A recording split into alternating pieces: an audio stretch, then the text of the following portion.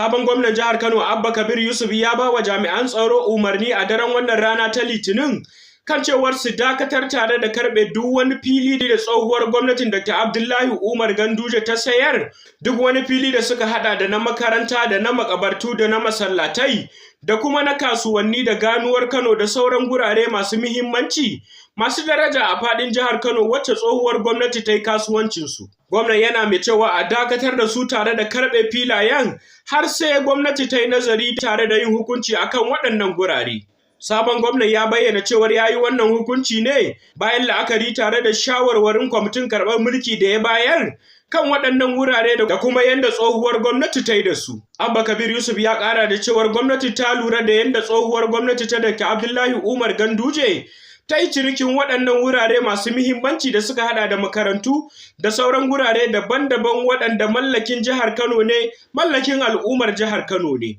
Wannan dai shine hukunci na biyu da sabuwar gwamnatin ƙarƙashin Abba Kabir Yusuf ta gudanar a wannan rana bayan karɓar rantsuwa da gwamnan ya yi tare da mataimakinsa Comrade Aminu Abdulsalam a filin wasa na Sani Abacha da ke a jihar Kano,